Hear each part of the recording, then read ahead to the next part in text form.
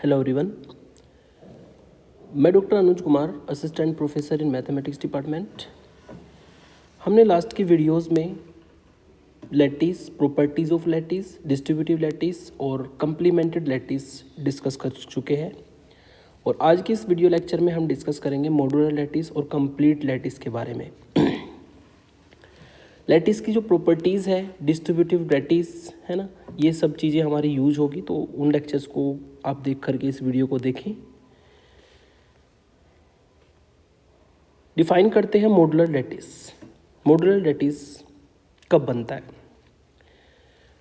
तो कोई लैटिस है हमारे पास जिसको हमने नाम दिया L less than equal to, relation को हमने यहाँ पर less than equal to general notation की फॉर्म में लेकर के चले, ये हमारा मॉड्यूलर लैटिस कहलाएगा। If for all ABC belongs to L, यदि तीन एलिमेंट हमारे ABC L में बिलोंग करे और इस तरीके से बिलोंग करे कि जो A है वो less than equal to C हो, A less than equal to C हो, तो अगर A less than equal to C है तो दिस इम्प्लाइज, फिर यहाँ पर एक कंडीशन सेटिस्फाई होगी हमेशा कि A ज्वाइन B और C का मीट निकाले पेयर बना करके, ये इक्वल होता है A join B meet C के। ठीक है, ये हमारी प्रॉपर्टी होती है मॉड्यूलर लैटिस की।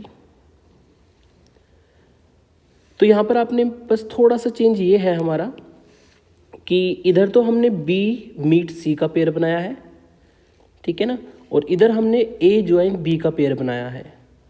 ठीक है, कंडीशन वही है, सेम पोजीशन पर ज्वाइन है ना, सेम पोजीशन पर मीट है, तीनों एलिमेंट भी वही है ABC, बस पेयरिंग का फ़र्क है। पेयरिंग एक तरफ हमने B मीट C का पेयर बनाया है, एक तरफ हमने A ज्वाइन B का पेयर बनाया है। ठीक है, तो मॉड्यूलर लैटिस में अगर A less than equal to C मान के चलते हैं आप, A रिलेटेड C है हमारा लेस देन इक्वल टू से, तब ये कंडीशन फुलफिल होती है। और जब ये कंडीशन फुलफिल होगी तभी हम कहेंगे कि लैटिस हमारा मॉड्यूलर है, और ये सभी एलिमेंटों के लिए होनी चाहिए जो लैटिस में हमारे बिलोंग करते हैं। ठीक है, तो कंडीशन को यूज़ करते हुए एग्जाम्पल लेते हैं। Show that the pentagonal lattice given below is not modular. हमें प्रूफ करना है कि जो ये पेंटागोनल लैटिस जो फिगर में दिया है ये मॉड्यूलर लैटिस नहीं है। तो इसका मतलब ये मॉड्यूलर लैटिस की कंडीशन को सेटिस्फाई नहीं करेगा। मॉड्यूलर लैटिस की कंडीशन जो आपने ऊपर अभी जस्ट देखी है, A less than equal to C के लिए A join B meet C निकाले या A join B meet C निकाले, पेयरिंग करके एक बार B और C का पेयर बनाए, एक बार A और B का पेयर बनाए, तो ये इक्वल आना चाहिए फॉर द मॉड्यूलर लैटिस। चलिए यहाँ पर हमने ABC, चूँकि ये कोई भी हमारे लैटिस का एलिमेंट हो सकते हैं, तो हमने कंसिडर किया A के लिए, हमने कंसिडर किया A की वैल्यू यहाँ पर B है, मतलब ये जो B वर्टेक्स है इसको हमने A के बराबर माना। B की वैल्यू हमने कंसिडर की 1 है और C को मैंने C ही रखा, C इक्वल टू C। तो A की जगह पर B रखे और B की जगह पर 1 और C की जगह पर C रखे, तो हम वैल्यू निकालते हैं पहले, है ना। पहले हम पेयर बनाएंगे 1 और C का और B के साथ ज्वाइन करेंगे। ठीक है, 1 और C का पेयर मीट ऑपरेशन के साथ, तो 1 और C का यदि हम मीट ऑपरेशन के साथ निकालें तो 1C का मीट ऑपरेशन हमें कहता है 1 और C का ग्रेटेस्ट लोअर बाउंड। तो 1 और C में हमें लोअर बाउंड देखना है, 1 ऊपर है C नीचे है, तो 1 और C का लोअर बाउंड हमारा C होगा, तो ये हमें वैल्यू देगा B ज्वाइन C। अब B और C का ज्वाइन निकालना है, मतलब लिस्ट अपर बाउंड। B और C का जो अपर बाउंड है वो हमारा दोनों के लिए 1 होगा, है ना, तो ये वैल्यू हमारी 1 की इक्वल आएगी। फिर हमने इस बार तो हमने 1 और C का मीट ऑपरेशन के साथ पेयर बनाया था, फिर हमने B और 1 का ज्वाइन ऑपरेशन के साथ पेयर बनाया। देखते हैं इसको भी निकाल करके। अब हमें B ज्वाइन 1 पहले निकालना है, जिसको मैंने अंडरलाइन किया है। B ज्वाइन अगर 1 निकाले तो B और 1 में कौन अपर बाउंड है? B और 1 में अपर बाउंड होगा 1, और 1 का मीट हमें निकालना है C के साथ। ठीक है, 1 और C में कौन लोअर बाउंड है? क्योंकि मीट होता है lower bound, greatest lower bound, और ज्वाइन होता है upper bound, list upper bound, जिसको सुप्रीमम कहते हैं, है ना। तो 1 और C का लोअर बाउंड निकालना है। 1 और C में जो हमारा नीचे वाला एलिमेंट है C है, तो 1 और C का लोअर बाउंड हमारा C होगा। तो यहाँ पर आपने देखा कि जो पेयरिंग करके हमने ये वैल्यू निकाली है, B ज्वाइन 1 मीट C का पेयर बनाया है और B ज्वाइन 1 मीट C को अलग रखा है, तो आपकी जो वैल्यू है, एक वैल्यू 1 आई है, एक वैल्यू C आई है, तो इसका मतलब ये दोनों वैल्यू बराबर नहीं है। और अगर ये दोनों वैल्यू बराबर नहीं है तो जो मॉड्यूलर लैटिस की हमारी कंडीशन है वो यहाँ पर सेटिस्फाई नहीं होती है। अगर मॉड्यूलर लैटिस की कंडीशन ही सेटिस्फाई नहीं होती तो हम कह सकते हैं कि जो पेंटागोनल लैटिस ये हमें दिया है इज नॉट मॉड्यूलर, ये हमारा मॉड्यूलर लैटिस नहीं है, क्योंकि इसने मॉड्यूलर लैटिस की कंडीशन सेटिस्फाई नहीं की। फिर हमारी इसमें एक इम्पोर्टेंट थ्योरम है, 2020 में भी एक बार एग्जाम में आ चुकी है और इससे पहले भी एग्जाम में पूछी गई है ना। 2020 में रिसेंटली आई है, 2008 में आई है और 2013 में 3-4 बार ये थ्योरम आ चुकी है। ये थ्योरम हमें ये कहती है कि prove that every distributive lattice is modular. ठीक है, हमें यहाँ पर प्रूफ करना है कि जितने भी डिस्ट्रीब्यूटिव लैटिस होते हैं, मतलब जो भी डिस्ट्रीब्यूटिव लॉ को होल्ड करते हैं ज्वाइन मीट ऑपरेशन के साथ में लैटिस, वो डिस्ट्रीब्यूटिव लैटिस कहलाते हैं, जैसे कि लास्ट वीडियो में मैंने आपको बताया था, है ना। तो जितने भी हमारे डिस्ट्रीब्यूटिव लैटिस होते हैं वो सभी मॉडुलर लैटिस होते हैं, ये हमें प्रूफ करना है। ठीक है, तो लैटिस को हम डिस्ट्रीब्यूटिव मान के चलेंगे और उसकी प्रॉपर्टी को यूज करते हुए लैटिस को मॉडुलर दिखाएंगे। तो सबसे पहले कंसीडर किया कि L less than equal to हमारा कोई लैटिस है जो कि डिस्ट्रीब्यूटिव लैटिस है, तो डिस्ट्रीब्यूटिव लॉ को होल्ड करेगा, है ना। डिस्ट्रीब्यूटिव लॉ क्या होता है हमारा? डिस्ट्रीब्यूटिव लॉ हमारा होता है A join B meet C equal होता है A join B meet A join C के। मतलब जो ज्वाइन ऑपरेशन है वो मीट ऑपरेशन पर डिस्ट्रीब्यूट हो जाता है इस तरीके से। सेम आपका होता है, इसको इक्वेशन 1 डाल देंगे, सेम मीट के लिए होता है A meet B join C, इससे आपको मिलेगा A meet B join A meet C। तो ये हमारी इक्वेशन 2 हो जाएगी। ये डिस्ट्रीब्यूटिव लैटिस की डेफिनेशन से हमने लिखा है। अब हमें इस लैटिस को मॉडुलर दिखाना है, ठीक है ना। Then to show that L less than equal to is a modular, ये हमें मॉडुलर दिखाना है। मॉडुलर दिखाने के लिए जो मॉडुलर की कंडीशन है वो प्रूफ करनी होगी। मॉडुलर की कंडीशन ये होती है कि अगर A less than equal to C है तो ये इम्प्लाइज करे कि A ज्वाइन B और C का पेयर बनाए या A ज्वाइन A और B का पेयर बनाए, तो दोनों की वैल्यू हमेशा इक्वल होती है। ये हमें प्रूफ करके दिखाना है और मान करके चलेंगे हम कि A less than equal to C है। ठीक है, तो हमने लेट किया A less than equal to C। अगर A less than equal to C है तब हम यहाँ पर A और C के बीच में जो ज्वाइन है वो फाइंड कर सकते हैं, है ना। A और C का ज्वाइन निकाल सकते हैं। A और C का ज्वाइन का मतलब है कि A और C में लिस्ट अपर बाउंड, मतलब इनमें अपर बाउंड कौन सा होगा। अगर हम इस रिलेशन को कंसीडर करें A less than equal to C के ऑपरेशन को, है ना, इस रिलेशन को कंसीडर करें तो C यहाँ पर अपर बाउंड होगा, है ना। तो क्योंकि C बड़ा है तो C अपर बाउंड होगा, तो A ज्वाइन C की जो वैल्यू है वो C के बराबर होगी, क्योंकि ये हमारा A और C का लिस्ट अपर बाउंड है। और लिस्ट अपर बाउंड की बात करें तो C ही यहाँ पर अपर बाउंड बनेगा क्योंकि वो बड़ा एलिमेंट है। तो C हमारी A ज्वाइन C की वैल्यू होगी, जिसको मैं इक्वेशन नंबर 3 का नाम दूंगा। ठीक है, तो ये हमारी इक्वेशन नंबर 3 हो जाएगी। अब इक्वेशन 1 का यूज करेंगे, है ना। इक्वेशन 1 हमें क्या कहती है? इक्वेशन 1 हमें कहती है कि A join B meet C जो है वो A join B meet A join C के बराबर होगा। फ्रॉम इक्वेशन 1 से मैंने लिखा है, इक्वेशन 1 को सेम लिख दिया। बस यहाँ पे इक्वेशन 3 यूज़ कर देना है। देन फ्रॉम 3, अगर हम इसमें इक्वेशन 3 यूज़ करें तो A ज्वाइन C जहाँ पर है उसकी जगह पर मैं C रख दूँगा, तो A join B meet C equal to A join B meet C। Equation 3 को मैंने यहाँ पर इसकी वैल्यू रख दी, A ज्वाइन C की वैल्यू C है, और यही हमारी डिस्ट्रीब्यूटिव लैटिस की कंडीशन, मॉडुलर लैटिस की कंडीशन होती है। तो हमने यहाँ पर प्रूफ किया कि अगर A less than equal to C हम लेकर के चले तो A join B meet C यानी कि B और C का पेयर बनाए, और A join B meet C और A और B का पेयर बनाए, दोनों वैल्यू हमेशा इक्वल होती है। ठीक है, और ये मॉडुलर लैटिस की डेफिनेशन है। तो हमने यहाँ पर डिस्ट्रीब्यूटिव लैटिस माना था और इसको मॉडुलर लैटिस हमने प्रूफ कर दिया। इस थ्योरम का जो कन्वर्स है वो ट्रू नहीं होता है। Converse of this theorem is not true.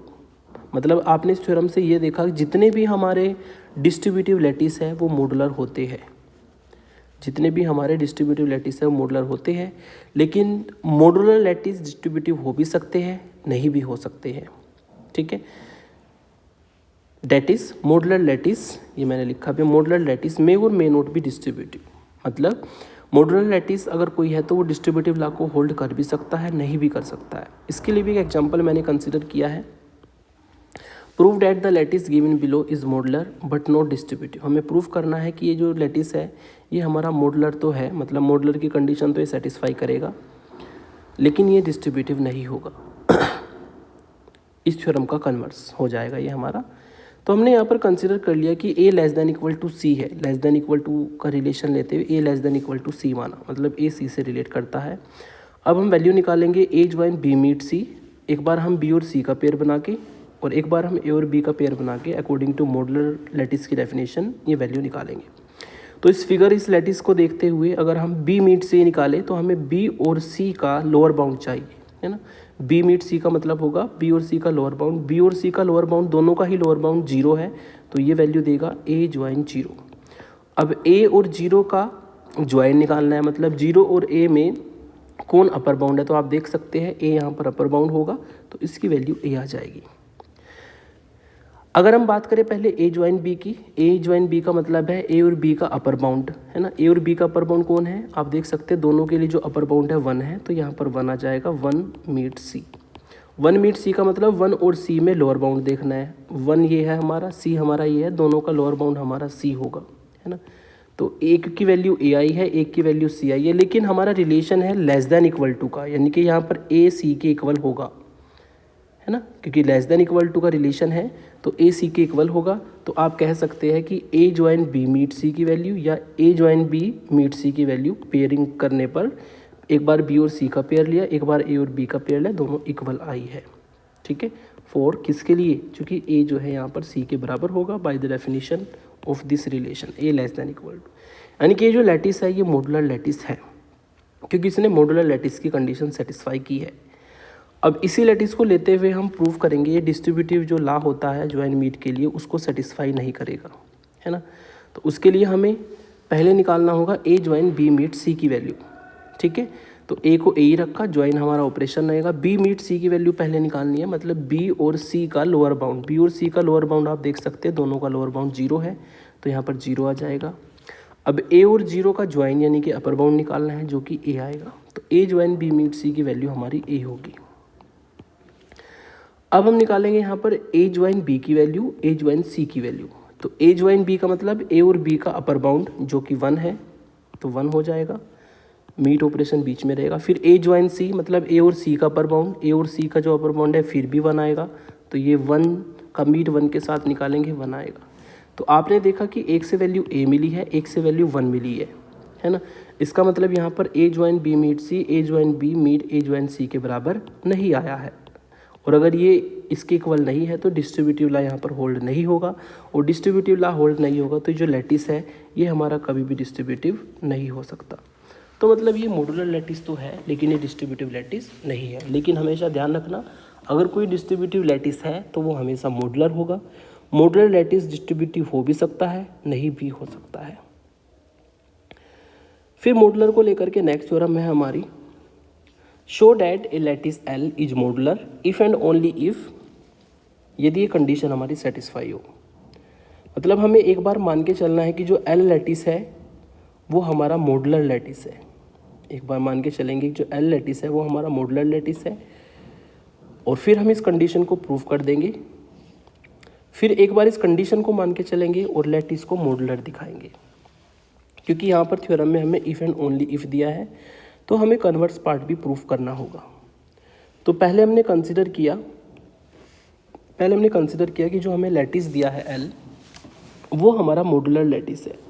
अगर मॉडुलर लैटिस है तो मॉडुलर लैटिस की कंडीशन सेटिस्फाई होगी। मॉडुलर लैटिस की कंडीशन क्या होती है कि अगर a less than equal to c है तो a join b meet c equal होता है a join b meet c के, अगर हम b c का पेयर बनाएं और a b का पेयर बनाएं। इक्वेशन 1 इसको डाल देंगे। अब हमें इस रिलेशन को प्रूफ करना है, तो रिलेशन की मैंने लेफ्ट हैंड साइड उठाई, है ना। अब रिलेशन की अगर हम लेफ्ट हैंड साइड उठाते हैं तो वो रिलेशन की लेफ्ट हैंड साइड हमारी है a join b meet a join c, और ये ब्रैकेट्स का आपको कॉम्बिनेशन ध्यान रखना है कि ब्रैकेट्स कहाँ कहाँ पर लगे, इसलिए मैंने कलर को अलग अलग यूज़ किया है। अब इसमें क्योंकि मॉडुलर लैटिस मान के चले हैं तो मॉडुलर लैटिस के अकॉर्डिंग मॉडुलर लैटिस के अकॉर्डिंग हम इस एलिमेंट को जो ग्रीन कलर से लिखा है और पिंक कलर से मैंने अंडरलाइन किया है, इस एलिमेंट को कोई नया एलिमेंट मान लेते हैं, ठीक है। इसको हम कोई नया एलिमेंट मान लेते हैं जैसे कि डी। तो ये कंडीशन हमारी बनेगी ए ज्वाइन बी मीट डी की। और चूंकि मॉडुलर लैटिस है तो इक्वेशन 1 को हम यूज कर सकते हैं। हम यहाँ पर ए और बी का पेयर भी बना सकते हैं और मीट डी को अलग कर देंगे, ठीक है ना। हमने क्या किया, इस अंडरलाइन ए ज्वाइन सी को हमने नया एलिमेंट डी मान लिया, ठीक है। और इसको मान करके हमने इसमें इक्वेशन 1 यूज़ की, ठीक है। पेयर पहले बी डी का था, पेयर हमने ए बी का बना दिया। वापस हम डी की वैल्यू रख सकते हैं। डी की वैल्यू क्या है हमारी, ए ज्वाइन बी मीट डी की वैल्यू है हमारी ए ज्वाइन सी, ठीक है। तो ये हमारा प्रूफ हो जाएगा, ओके। हमने इसको डी माना और डी मान करके हमने इसमें इक्वेशन 1 यूज़ की और ये हमें प्रूफ करना था, राइट हैंड साइड आ जाएगी। तो एक बार हम मॉडुलर मान के चले और कंडीशन को प्रूफ किया। अब कंडीशन को मान करके चलेंगे और मॉडुलर प्रूफ करेंगे, बहुत सिंपल सा है ये भी। कन्वर्सली सपोज डैट, हमने मान लिया कि ए बी सी 3 एलिमेंट हमारे लैटिस में बिलोंग करते हैं, ठीक है। और इस कंडीशन को सेटिस्फाई करते हैं जो कि हमने जस्ट ऊपर प्रूफ किए। तब हमारा टारगेट ये रहेगा कि हमें प्रूफ करना है एल हमारा मॉडुलर होगा। मॉडुलर के लिए हमें मॉडुलर की कंडीशन को सेटिस्फाई कराना होगा, ठीक है। तो मॉडुलर के लिए हमने अब मान लिया कि A B C 3 element L में है और A less than equal to सी है, इस तरीके से। और चूंकि A less than equal to सी है तो फिर जैसे आपने ऊपर निकाला था ए का ज्वाइन हम सी के साथ में बहुत ईजीली फाइंड कर सकते हैं, क्योंकि सी यहाँ पर बड़ी वैल्यू है, ग्रेटर देन है ए से, है ना। तो ए ज्वाइन सी का अगर अपर बाउंड निकालेंगे, लिस्ट अपर बाउंड, तो वो सी ही होगा, जिसको हम इक्वेशन 3 का नाम दे देंगे। अब इक्वेशन 3 को 2 में यूज़ कर देते हैं। 2 में यूज़ करने पर ए ज्वाइन बी मीट सी बराबर हो जाएगा ए ज्वाइन बी मीट सी के। बस जहाँ जहाँ पर ए ज्वाइन सी था मैंने उसकी जगह पर क्या रख दिया, मैंने उसकी जगह पर सी रख दिया। और ये कंडीशन हमारी किसकी होती है, मॉडुलर लैटिस की होती है ना। तो आप कह सकते हैं कि एल जो लैटिस है यहाँ पर वो मॉडुलर लैटिस है। लास्ट में हम डिस्कस करते हैं कंप्लीट लैटिस। कंप्लीट लैटिस क्या होता है ना। कंप्लीट लैटिस को डिफाइन करेंगे हम। एक लैटिस है हमारे पास जो कि L less than equal to relation वाले लैटिस को कंसिडर करते हैं, जनरल नोटेशन। ये हमारा कोई लैटिस है, ये कंप्लीट लैटिस कहलाएगा। ये हमारा कैसा लैटिस कहलाएगा, कंप्लीट लैटिस कहलाएगा। यदि आप कोई भी नॉन-एम्प्टी सेट ले लें, कोई भी नॉन-एम्प्टी सेट बनाएं किसका, इस एल लैटिस का, और उस सेट का जो लिस्ट अपर बाउंड होगा, मतलब सुप्रीमम होगा, ग्रेटेस्ट एलिमेंट होगा, और उस सबसेट का जो हमारा इन्फीमम होगा जो कि ग्रेटेस्ट लोअर बाउंड होगा, मतलब लिस्ट एलिमेंट होगा, है ना, वो हमारा एल में ही बिलोंग कर जाए, ठीक है। वो हमारा किस में बिलोंग करे, उसी सेट में बिलोंग करना चाहिए, ठीक है। तब हम कहते हैं कि जो एल हमारा है लैटिस वो हमारा कंप्लीट लैटिस है, ठीक है। इसके एग्जांपल के लिए हमने D6 एक लैटिस लिया। D6 हमारा जो लैटिस होता है, D6 में हमारे वो एलिमेंट आते हैं, ठीक है, जो कि 6 को डिवाइड करते हैं और 1 या 1 से ग्रेटर दैन होते हैं, है ना। जो 6 को डिवाइड करेंगे और 1 या 1 से ग्रेटर दैन होंगे, है ना। तो सिंपल सी बात है, 1 जो है 6 को डिवाइड करता है तो 1 इसमें होगा, 2 भी 6 को डिवाइड करता है तो 2 इसमें होगा, 3 भी 6 को डिवाइड करता है 3 इसमें होगा, 4 6 को प्रॉपर डिवाइड नहीं करता है तो 4 इसमें नहीं होगा, 6 को डिवाइड करता है तो 6 भी होगा। तो हमने 6 तक जाना है और 6 का जो डिवाइज़र होंगे उनका एक सेट बनाना है, पॉजिटिव इंटीजर का ही सेट बनता है ना। ये D6 हमारा होगा, और अगर उस D6 को करें तो ये डिवाइड वाले ऑपरेशन में, है ना, ऑपरेशन अगर हम डिवाइड का रखते हैं तो डिवाइड के ऑपरेशन में ये एक लैटिस बनाता है जो कि यहाँ पर फिगर मैंने बनाया 1 2 3 6। तो ये हमारा कंप्लीट लैटिस होगा। कंप्लीट लैटिस कैसे होगा, क्योंकि इसके अगर हम कोई भी नॉन-एम्प्टी फाइनाइट सेट बनाएं, उनका जो सुप्रीमम, इन्फीमम, लिस्ट और ग्रेटेस्ट एलिमेंट होगा उसी सेट में बिलोंग करेगा। देख लेते हैं। हमने इसका एक सेट बनाया, सबसेट बनाया मैंने इसका एक नॉन नंबरेटिव सबसेट 1 और 2, वही डिवाइड वाले रिलेशन के अकॉर्डिंग बनाना है ना। 1 2 को डिवाइड करता है, 2 2 को डिवाइड करता है, 1 1 को डिवाइड करता है, तो 1 2 इसमें मैंने लिया है ना। और आप देख सकते हैं इस सेट का अगर आप इन्फिमम निकालेंगे मतलब लिस्ट एलिमेंट निकालेंगे तो 1 आएगा, ग्रेटेस्ट एलिमेंट निकालेंगे तो 2 आएगा, और दोनों के दोनों एलिमेंट इसी A1 में बिलोंग करेंगे, इसी लैटिस में बिलोंग करेंगे, ठीक है। तो इसी लैटिस में L में बिलोंग करेंगे हमारे। ऐसे ही आप इसका दूसरा सबसेट ले सकते हैं 1 2 6, 1 1 को डिवाइड करता है, 1 2 को भी करता है, 1 6 को भी करता है ना। 2 2 को करता है, 2 6 को भी करता है, और 6 6 को करता है। तो डिवाइड वाले ऑपरेशन को लेते हुए 3 एलिमेंट हमने सेट में लिए, और इसका भी लिस्ट अपर बाउंड और ग्रेटेस्ट लोअर बाउंड अगर निकालें मतलब लिस्ट एलिमेंट और ग्रेटेस्ट एलिमेंट निकाले वो लैटिस में बिलोंग करेगा, ठीक है। सेम तरीके से अगर हम ये 1 3 6 का पेयर लें है ना, सबसेट बनाएं, तो इसका भी लिस्ट एलिमेंट 1 और ग्रेटेस्ट एलिमेंट 6 हमारा लैटिस में ही बिलोंग करेगा। इसका मतलब ये जो लैटिस है ये कंप्लीट लैटिस है। Prove that every finite lattice is complete. अब हमें प्रूव करना है जितने भी आपके फाइनाइट लैटिस होते हैं वो कंप्लीट होते हैं। फाइनाइट लैटिस है तो उसमें फाइनाइट नंबर ऑफ एलिमेंट होंगे, है ना, और फाइनाइट नंबर ऑफ एलिमेंट हो गए तो बस हमें करना क्या है, हमें लिस्ट एलिमेंट ढूंढना है किसी सबसेट का और ग्रेटेस्ट एलिमेंट ढूंढना है किसी सबसेट का। अगर वो एल में ही बिलोंग करता है तब हम कह देंगे कि हमारा जो लैटिस है वो कंप्लीट है ना। तो हमने सबसे पहले कंसीडर किया कि एल हमारा कोई फाइनाइट लैटिस है और एस इस लैटिस का सबसेट है, एस भी यानी non numerative subset of L, S इसका नॉन नंबरेटिव सबसेट है। तब हमें प्रूफ करना है कि जो हमारा एल है ये कंप्लीट होगा मतलब इसका कोई भी नॉन नंबरेटिव फाइनाइट सेट ले, उसका लिस्ट एलिमेंट और ग्रेटेस्ट एलिमेंट निकाले, सुप्रीमम और इन्फीमम निकाले, वो हमारा एल में ही अगर बिलोंग करता है तो ये कंप्लीट लैटिस है, ठीक है। तो हमने इसका एक फाइनाइट सेट लिया और फाइनाइट सेट को हमने मान लिया कि A1 A2 dot dot dot AN ये हमारा इसका कोई फाइनाइट सेट है, ठीक है।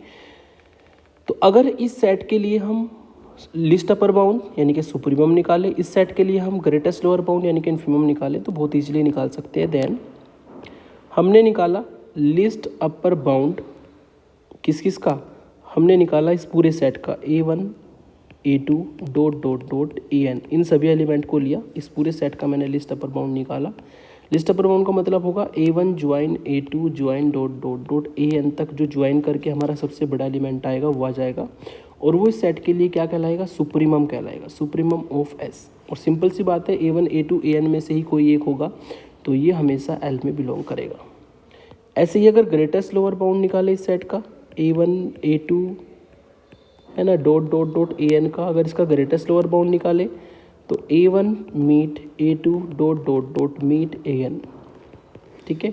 और इनका अगर ग्रेटेस्ट लोअर बाउंड निकाले तो हमें लिस्ट वैल्यू चाहिए, मतलब हमें इन्फीमम चाहिए सेट एस का, और वो सिंपल सी बात है A1 A2 AN का जो लिस्ट एलिमेंट होगा वो उनमें से ही कोई एक आएगा, और वो हमेशा किस में बिलोंग करेगा, वो हमेशा एल में बिलोंग करेगा। और अगर ये लिस्ट अपर बाउंड यानी कि सुप्रीमम और ग्रेटेस्ट लोअर बाउंड यानी कि इन्फीमम अगर दोनों हमारे एल में बिलोंग करते हैं तो एल हमारा एक कंप्लीट लैटिस है ना। तो फाइनली आप लिख सकते हैं hence L is complete by the definition, क्योंकि हमने नॉन नंबरेटिव फाइनाइट सेट लिया, उसका सुप्रीमम इन्फीमम एल में ही बिलोंग करता है तो एल हमारा कंप्लीट है।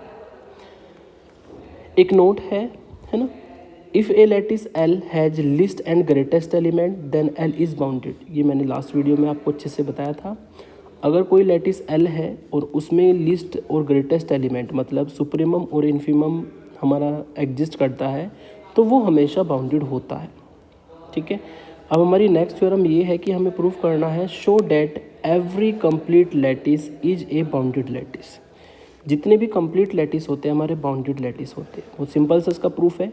हमने पहले एल को कंप्लीट मान करके चले, ये हमारा कंप्लीट लैटिस है। कंप्लीट लैटिस है तो कोई भी नॉन नंबरेटिव सबसेट अगर हम एल का बनाएं उसका लिस्ट अपर बाउंड और ग्रेटेस्ट लोअर बाउंड हमारा हमेशा एल में ही एग्जिस्ट करेगा, ठीक है ना। और अगर उसका finite non empty finite set हमारा लिस्ट अपर बाउंड और ग्रेटेस्ट लोअर बाउंड रखता है, तो इसका मतलब जो एल है वो अपने आप में भी लिस्ट अपर बाउंड और ग्रेटेस्ट लोअर बाउंड रखेगा, मतलब लिस्ट एलिमेंट और ग्रेटेस्ट एलिमेंट रखेगा। अगर ये हमारा एल अपने आप में लिस्ट एलिमेंट ग्रेटेस्ट एलिमेंट रखता है तो ऑब्वियसली बाय द डेफिनेशन ये हमारा बाउंडेड होगा। तो केवल डेफिनेशन को यूज करते ही हमारी थ्योरम प्रूफ हो जाएगी। ये लेक्चर कंप्लीट हुआ। नेक्स्ट लेक्चर में मैं आपको आइसोमॉर्फिक लैटिस के बारे में